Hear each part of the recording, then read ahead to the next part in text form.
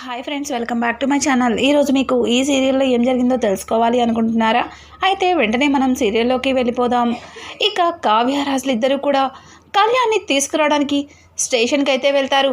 కానీ స్టేషన్లో కళ్యాణ్ని వదిలిపెట్టమని కళ్యాణ్ మీద చాలా బలంగానే కేసులు ఉన్నాయని చెప్పడంతో దానికి రాజ్ చాలా సీరియస్ అవుతాడు. అసలు తను పెట్టిన కేసులు అన్ని తప్పుడు కేసులు, వాటికి ఎవిడెన్స్ లేదు. కానీ ఇప్పుడు మా తమ్ముడిని తీసుకెళ్తానికి నా దగ్గర సాక్ష్యం ఉంది అని చెప్పి ఇక రాజ్ తన మొబైల్లో ఒక వీడియో చూపిస్తాడు. అది చూసిన ఇన్స్పెక్టర్ ఒక్కసారిగా ఆశ్చర్యపోతూ, సార్ ఏంటి సార్, ఇంత పెద్ద ఎవిడెన్స్ పెట్టుకుని ఎందుకు మీ తమ్ముడిని ఇలా జైల్లోనే ఉంచేశారు? ఒక్క మాటనండి, ఈ కేసులన్నీ కొట్టేస్తాను, అలాగే ఇక ఈ కేసే క్లోజ్ చేసేస్తాను అని చెప్పి ఇక ఎస్ఐ మాట్లాడుతుంటే ఎస్ఐ మాటలకి రాజ్, చూడండి, మా తమ్ముడిని నేను స్టేషన్కి రాకుండా చేసేవాడిని, కానీ అలా చేస్తే ఈ అనామిక చేసిన తప్పులు బయట ప్రపంచానికి ఎలా తెలుస్తాయి? అలాగే నా తమ్ముడి మీద, నా మరదల మీద వేసిన నిందలు ఎలా పోతాయి? అందుకే ఇవన్నీ కూడా కోర్టులోనే తేలుస్తాను అని చెప్పి రాజ్ ఇన్స్పెక్టర్తో చెప్పడంతో, సార్, ఇట్లాంటి ఆడవాళ్ళు సమాజంలో ఉన్నన్ని రోజులు మాలాంటి మగవాళ్ళకి ఇలాంటి బాధలు తప్పవు అని చెప్పి ఇన్స్పెక్టర్ మాట్లాడుతూ ఇక కళ్యాణ్ని రిలీజ్ చేస్తారు. కళ్యాణ్ని తీసుకుని రాజ్ కావ్యలిద్దరు కూడా వెళ్తుంటే ఇక వాళ్ళకి ఎదురుగుండా అనామిక అమ్మ నాన్న కనిపిస్తారు. ఒక్కసారిగా కళ్యాణ్ని, రాజ్ని, కావ్యని చూసి రాజ్ అని పిలవడంతో, చాలు, ఇంకా ఏం మాట్లాడాలనుకున్నా కోర్టుకొచ్చి మాట్లాడాలి. ఇప్పుడు నేను మీతో మాట్లాడే మూడ్లో కూడా లేను, కాస్త పక్కకి జరగండి అని చెప్పి ఇక రాజ్ గట్టిగా మాట్లాడడంతో, బాబు, నేను అనామిక తప్పు చేసిందని చెప్పడానికి మీ దగ్గరికి వచ్చాను. దయచేసి మా అమ్మాయి చేసిన తప్పులన్నీ క్షమించండి. తనని మీ భార్యగా, అలాగే మీ కుటుంబానికి కోడలిగా తిరిగి మళ్ళీ మీతో తీసుకెళ్ళాలి. దానికి మమ్మల్ని ఏం చేయమన్నా చేస్తాం. అనవసరంగా చాలా పెద్ద తప్పు చేశాం. నీ భర్తని నీ గుప్పెట్లో పెట్టుకోమని మేమే చెప్పాం. అది చెప్పి ఎంత పెద్ద తప్పు చేశామో ఇప్పుడే మాకు అర్థమవుతుంది. బాబు, అనామికకి మేము అర్థమయ్యేలా చెప్తాం. ఇంకెప్పుడు కూడా ఇట్లాంటి గొడవలు రాకుండా చూసుకుంటాం, కాదనకండి అని చెప్పి ఇక అనామిక తల్లిదండ్రులు ఇక్కడ ఇద్దరు కూడా కళ్యాణ్ని అలాగే రాజ్ని బ్రతమలాడుతుంటారు. కానీ ఒక్క మాట కూడా వినిపించినట్టుగా కారెక్కి అక్కడి నుంచి వెళ్ళిపోతుంటే ఇక కావ్య అయితే, ఏవండి, వాళ్ళమ్మ నాన్న అనామిక చేసిన దానికి చాలా బాధపడుతున్నారు ఒక్కసారి అని అంటుంటే, కళావతి, నువ్వు నోరు మూసుకుంటే చాలా బాగుంటుంది. ఇంతవరకు నువ్వు ఆ అనామికని అలాగే తన కుటుంబాన్ని సపోర్ట్ చేసింది చాలు. వాళ్ళు నిన్ను ఎంతలాగా అవమానించారో నీకు బాగా తెలుసు అని అంటుంటే, చూడండి, ఆవేశంలో ఉన్నప్పుడు ఏవేవో మాట్లాడుకుంటాం, కానీ వాటన్నింటినీ ఇలా సీరియస్గా తీసుకొని జీవితాల్ని నాశనం చేయకూడదండి అని అంటుంటే, ఏంటి కళావతి, పిచ్చిదానిలాగా మాట్లాడుతున్నావు? అసలు ఆ అనామిక గురించి నీకేం తెలుసు? ఇన్స్పెక్టర్కి ఏం చూపిస్తే కళ్యాణ్ని రిలీజ్ చేశారో నీకు తెలుసా అని అడగడంతో దానికి వెనుక నుంచి కళ్యాణ్, అవునన్నయ్య, అసలు ఏ ఎవిడెన్స్ చూపిస్తే ఇన్స్పెక్టర్ నన్ను రిలీజ్ చేశారు? ఇంతకీ ఏంటా సాక్ష్యం అని అడగడంతో పక్క నుంచి కావ్య కూడా, అవునండి, ఏంటా సాక్ష్యం అని అంటుంటే, ఆ అనామికకి ఇంతకు ముందే పెళ్ళయింది, కానీ అదేది చెప్పకుండా అనామిక వాళ్ళ ఫ్యామిలీ చాలా తెలివిగా గుడ్డిగా కళ్యాణ్ని తన వలలో వేసుకునేలా చేసి ఆ కుటుంబానికి అల్లుడిగా చేసుకున్నారు. అసలు వీళ్ళు ఇంతకు ముందు ఎక్కడ ఉండేవారో నీకు తెలుసా కళ్యాణ్ అని అడగడంతో దానికి అది అనామిక ఎక్కడో లండన్లోనే ఎక్కడో చదువుకున్నాను అని చెప్పింది అని అంటుంటే, కాదు, ఈ అనామిక కుటుంబం అంతకుముందు కేరళలో ఉండేవారు. అక్కడ అనామిక కాలేజ్ చదువుకునే డేస్లో ఒక అబ్బాయిని ఇష్టపడింది. ఇక ఇద్దరి పేరెంట్స్ అంగీకారంతో వాళ్ళిద్దరికీ పెళ్లి జరిగింది. పైగా అనామికకి ఒక బిడ్డ కూడా ఉంది. కానీ వాడికి ఎటువంటి ఆస్తి లేదని చెప్పి అనామిక తండ్రి సుబ్రహ్మణ్యం ఉన్నాడు కదా, వాడే అనామికని అలాగే తను ప్రేమించిన అబ్బాయిని ఇద్దరిని విడగొట్టింది. కానీ అనామిక బుద్ధి కూడా కాస్త అట్లాంటిదే అవ్వడం వల్ల త్వరగా వాళ్ళిద్దరి మధ్యలో విడాకులు తీసుకునేదాకా వచ్చింది. అతను నిన్న జరిగిన గొడవ టీవీలో చూసి ఇమీడియట్లీ నాకు కాల్ చేశాడు. జరిగిందంతా చెప్పాడు. దానికి సాక్ష్యంగా ఇదిగో ఈ వీడియో చూడండి అని చెప్పి ఇక రాజ్ అయితే ఆ వీడియోని కావ్యకి అలాగే కళ్యాణ్కి చూపిస్తాడు. ఒక్కసారిగా కావ్య షాక్ అయిపోతుంది. ఏంటండి ఇది, అసలు ఇదంతా నిజమా? మరి ఎందుకు మీరు అందరి ముందు నిజం బయట పెట్టలేదు అని అంటుంటే, చూడు కళావతి, ఈ నిజాన్ని అందరి ముందు బయట పెట్టుంటే ఖచ్చితంగా పిన్ని బాబాయ్ చాలా కుమిలిపోయేవారు. ఇక తాతయ్య ఆరోగ్యం పరిస్థితి మీకు తెలిసిందే. నానమ్మ ఈ విషయాన్ని ఎలా తీసుకుంటుందో నాకైతే తెలీదు. మమ్మీ కళ్యాణ్ని నన్ను సమానంగా చూసింది. కొడుకు జీవితం నాశనమైపోతాయి. మళ్ళీ మమ్మీ పరిస్థితి ఎలా మారుతుందో కూడా నాకు తెలీదు. అందుకే ఈ నిజాన్ని నాలోనే దాచుకున్నాను. కానీ కళ్యాణ్ని అనుక్షణం ఆ అనామిక చాలా ఇబ్బందులు పెడుతుంది. కళ్యాణ్ని మానసికంగా శారీరకంగా చాలా బాధ పెడుతుంది. రేపొద్దున కోర్టులోనే ఆ అనామిక అంతు చూస్తాను అని చెప్పి ఇక కళ్యాణ్ అలాగే కావ్యల ముందు చెప్పడంతో ఆ మాటలకి కళ్యాణ్, అన్నయ్య నాకు ఈరోజు చాలా సంతోషంగా ఉంది, ఆ అనామిక పీడ వదులుతుంది అని చెప్పి ఇక కళ్యాణ్ అయితే తన మనసులో మాటని కావ్యకి చెప్తాడు. ఇంటికి రావడంతోనే ఇక ధాన్యలక్ష్మి అయితే, కళ్యాణ్ ఎలా ఉన్నావురా, నీకు బాగానే ఉందా?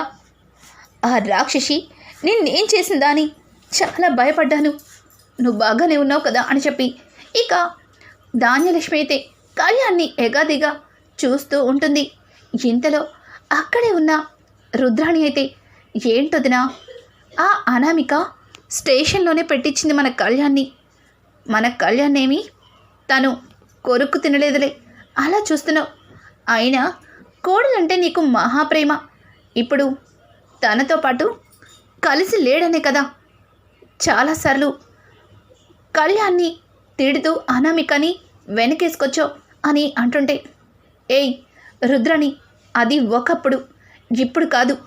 నాకు నా కొడుకు కంటే ఎవ్వరూ ఎక్కువ కాదు. ఆ రాక్షసి మళ్ళీ ఇంట్లో అడుగు పెట్టకూడదు. నాన్న రాజ్, ఎలా అయినా సరే ఆ రాక్షసితో మా కళ్యాణ్కి ఉన్న దరిద్రాన్ని వదిలించేయాలి, దాని పీడ విరగడవ్వాలి అని చెప్పి ఇక ధాన్యలక్ష్మి మాట్లాడుతుంటే, వదులుతుంది చిన్నతయ్య, వదులుతుంది. ఆ అనామిక పీడ ఇక ఈ కుటుంబానికి వదులుతుంది అని చెప్పి ఇక అక్కడి నుంచి కావ్య అయితే వెళ్ళిపోతుంది. కావ్య మాటలకి ఇంట్లో ఎవ్వరికీ కూడా ఏమీ అర్థం కాదు. నిన్నటి ఉదయం వరకు కూడా కావ్య అనామికని సపోర్ట్ చేసింది. కానీ ఇక అనామిక బెడద మనకి ఉండదు అని చెప్పడం కాస్త ఆశ్చర్యాన్ని కలిగిస్తుంది. ఇక రాజైతే కావ్య దగ్గరికి వెళ్ళి, ఏయ్ నీకేదో చెప్తే నువ్వు అందరి ముందు అలా అన్నావేంటి, వాళ్ళందరికీ డౌట్ వస్తే అని అంటుంటే, దానికి కావ్య, చూడండి, మీరు కోర్టులో నిజం చెప్తారు, అప్పుడైనా అందరికీ నిజం తెలుస్తుంది. ఎందుకండి మీరు ప్రతి దానికి కంగారు పడతారు, నన్ను కంగారు పెడతారు.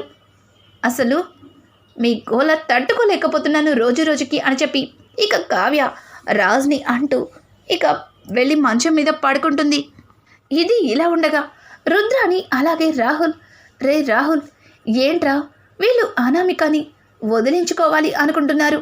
అక్కడ చూస్తే ఈ గొడవతో అనామిక ఇంట్లో స్తంభంలాగా పాతుకుపోతాను అనుకుంటుంది. పాపం పిచ్చిది. ఇక ఈ ఇంట్లో దానికి అడుగు పెట్టడానికి కూడా అవకాశం లేదన్న సంగతి అర్థం కావట్లేదు ఇంకా అని అంటుంటే, దానికి రాహుల్, మమ్మీ ఏదన్నా చెయ్యాలి మమ్మీ, చెయ్యకపోతే నాకు అస్సలు హ్యాపీగా అనిపించట్లేదు అని అంటుంటే, రే పిచ్చోడా, ఆల్రెడీ మనమేం చెయ్యకముందే అన్నీ అదే చేసేసింది. రేపు ఉదయం కోర్టులో చూస్తావు కదా అని చెప్పి ఇక రుద్రాణి అయితే రాహుల్ని అంటుంటే, మమ్మీ మనం కూడా కోర్టుకు వెళ్ళాలి, అక్కడ జరిగిన గొడవలన్నీ చూసి ఎంజాయ్ చేయాలి అని చెప్పి రాహుల్ అంటుంటే ఆ మాటలకి రుద్రాణి, ఏయ్ అసలు అవన్నీ ఎంజాయ్ చేయడానికి ఖచ్చితంగా మనిద్దరం కోర్టుకు వెళ్తామని చెప్పి రుద్రాణి అయితే చాలా హుషారుగా రాహుల్తో మాట్లాడుతుంది. అదే టైంలో స్వప్న అక్కడికి వచ్చి, ఏంటి అమ్మ కొడుకులు ఇద్దరు కూడా చాలా హుషారుగా కనిపిస్తున్నారు, ఇంట్లో గొడవలు జరుగుతుంటే మీకు ఆకలి కూడా వేయదు అని చెప్పి ఇక స్వప్న ఇద్దరికి కాస్త గడ్డి పెట్టి అక్కడి నుంచి వెళ్ళిపోతుంది. ఉదయాన్నే ఇంకా రాజ్ కావ్య కళ్యాణ్ని తీసుకొని ఇక స్టేషన్కి అయితే బయలుదేరుతుంటాడు. వాళ్ళతో పాటు మేం కూడా వస్తామని చెప్పి ధాన్యలక్ష్మి ప్రకాశం కూడా బయలుదేరుతారు.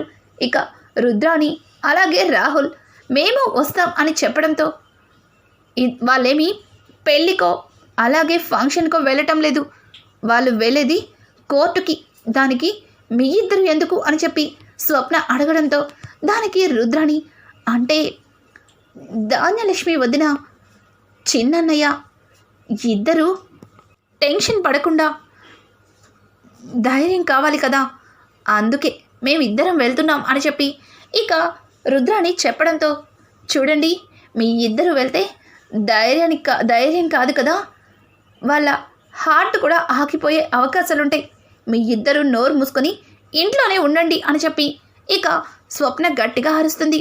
ఆ మాటలకి రుద్రాణి, పోనీ కనీసం అక్కడ నలుగురు వచ్చి మీదకొచ్చి మాట్లాడితే వాళ్ళకి సమాధానం చెప్పడానికైనా ఒక మనిషి ఉండాలి కదా, దానికి వెళ్తున్నానులే అని చెప్పి ఇక స్వప్నకి సమాధానం చెప్తుంది రుద్రాణి. అయితే రుద్రాణి మాటలకి కావ్య, అక్క పోనీలే రానివ్వు, ఎందుకలా గొడవ చేస్తున్నావు అని చెప్పి ఇక కావ్య వాళ్ళని కూడా రమ్మంటుంది. ఇక కోర్టుకైతే రానే వస్తారు దుగ్గిరాల ఫ్యామిలీ.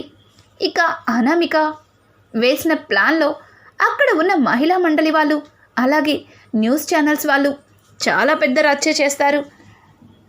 దుగ్గిరాల కుటుంబం డామ్ డామ్ అనామికకి న్యాయం జరగాలి, కళ్యాణ్కి శిక్ష పడాలి అని చెప్పి గట్టిగా అరుస్తుంటారు. ఇక వెంటనే వీళ్ళ కారు రావడంతో అందరూ కూడా చుట్టుముడతారు. రాజ్, కళ్యాణ్, కావ్య అలాగే ధాన్యలక్ష్మి, ప్రకాశం వీళ్ళందరి చుట్టూ టీవీ రిపోర్టర్స్ చుట్టుముట్టి అసలు అనామికకి న్యాయం చేస్తారా, అయినా అనామికని ఎందుకు విడాకులిచ్చి వదిలించుకోవాలనుకుంటున్నారు, ఏ మీ తమ్ముడికి ప్రేమించినప్పుడు తెలీదా తనతో జీవితాంతం కలిసి ఉండాలని, మధ్యలో వేరే అమ్మాయితో అక్రమ సంబంధం పెట్టుకుని కట్టుకున్న భార్యని కూడా వదిలేయడానికి సిద్ధపడుతున్నాడు, తను ఎవరో కాదంట కదా, స్వయాన మీ భార్యకి చెల్లెలేనంట కదా అని చెప్పి ఇక ఒక్కొక్కరు ఒక్కొక్క రకంగా రాజ్ని ప్రశ్నిస్తుంటారు. చూడండి ఇంకాసేపట్లో మీ అందరికీ సమాధానం వస్తుంది, దయచేసి మాకు అడ్డం లెగిస్తే లోపలికి వెళ్తామని చెప్పి ఇక అందరినీ తప్పించుకొని లోపలికైతే వెళ్తాడు రాజ్, కావ్య ఇక కుటుంబం మొత్తం. ఇక లోపల ఉన్న అనామిక అయితే కళ్యాణ్ని, రాజ్ని, కావ్యని ఇక ధాన్యలక్ష్మిని అందరినీ కూడా ఉరిమి చూస్తుంది. ఇక కళ్యాణ్ అయితే కనీసం తల పక్కకి కూడా తిప్పడు.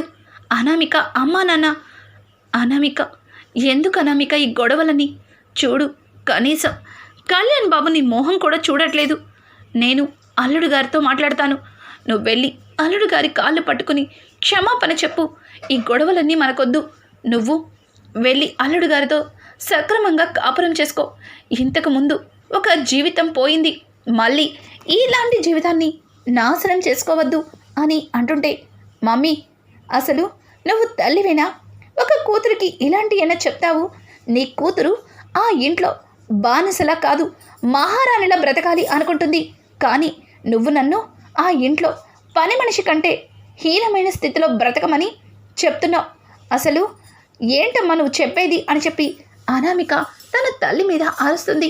ఇక వాళ్ళమ్మ ఏమీ మాట్లాడకుండా సైలెంట్గా ఉంటుంది. సుబ్రహ్మణ్యం కూడా, అనామిక ఒక్కసారి మీ అమ్మ చెప్పేది విను, నా మాట వినమ్మా అని చెప్పి ఇక సుబ్రహ్మణ్యం కూడా అనామికకి నచ్చ చెప్పడానికి ప్రయత్నిస్తాడు. కానీ అనామిక సెసేమారు ఒప్పుకోదు. ఇక ఇంతలో జడ్జి గారు రానే వస్తారు. జడ్జి గారు రావడంతో ఇక అనామికని కళ్యాణ్ని ఇద్దరిని కూడా బోన్లోకి పిలుస్తారు. అసలు కళ్యాణ్ అనామికని ఎందుకు వదిలించుకోవాలనుకుంటున్నాడు? అసలు అనామికకి ఎందుకు కళ్యాణ్ విడాకులు ఇవ్వాలనుకుంటున్నాడు? అసలు అనామిక కళ్యాణ్ని ఏ రకంగా బాధ పెట్టింది అని చెప్పి జడ్జి గారికి ఇక కోర్టులో ఉన్న లాయర్ చెబుతూ ఉంటే ఆ మాటలన్నీ విన్న కళ్యాణ్, చూడండి, ఈవిడ్ని వదిలేయడానికి నాకు ఒకే ఒక్క సాక్ష్యం ఉంది. అది చూసిన తర్వాత ఎవరు కూడా తినతో కలిసి కాపురం చేయమని, తినతో జీవితాన్ని గడపమని చెప్పరు అని చెప్పి కళ్యాణ్ చెప్పేసరికి, ఏంటి అంత పెద్ద సాక్ష్యం ఉందా? ఏంటా సాక్ష్యం చూపించు అని చెప్పి జడ్జి గారు అడుగుతారు. ఇక రాజ్ తన మొబైల్లో ఉన్న వీడియోని ఇక జడ్జి గారికి చూపించడంతో జడ్జి ఆ వీడియోని చూసి, ఈ వీడియోలో ఉన్న అమ్మాయి అని అంటుంటే, అవును అవును సార్, ఆ అమ్మాయి ఈ అమ్మాయి ఒక్కరే అని చెప్పి రాజ్ చెప్పడంతో ఒక్కసారిగా జడ్జ్ షాక్ అయిపోతారు.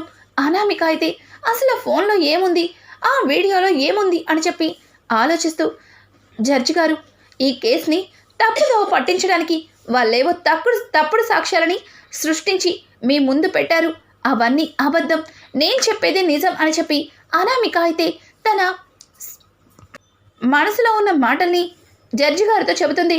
ఇదిగో అమ్మాయి, ఇదిగో ఈ వీడియోలో ఉన్నది నువ్వే కదా అని అడగడంతో, ఏ వీడియో? అసలు నేనెందుకు ఆ వీడియోలో ఉంటాను అని చెప్పి అనామిక అడుగుతూ ఉంటే ఇక జడ్జి గారు ఆ వీడియోని అందరూ చూసేలాగా టీవీలో ప్లే చేస్తారు. అనామిక వేరొక వ్యక్తిని పెళ్లి చేసుకున్నట్టుగా ఆ వీడియోలో కనిపిస్తుంది. అది చూసిన అనామిక ఒక్కసారిగా షాక్ అయిపోతుంది. ఇక అనామిక తల్లిదండ్రులైతే అయిపోయింది, అంతా అయిపోయింది. ఇంతవరకు ఏ నిజాన్నైతే దాచిపెట్టామో ఆ నిజం బయటపడిపోయింది. ఇప్పుడు అనామిక జీవితం సర్వనాశనం అయిపోయింది. ఇక ఇక్కడ కూడా మనం ఉండే అవకాశాన్ని కోల్పోయాం. ఇక దుగ్గిరాల కుటుంబం నుంచి చిల్లి గవ్వ కూడా రాదని అర్థమైపోయింది అని చెప్పి ఇంకా వాళ్ళ కుటుంబం భయపడుతుంటుంది.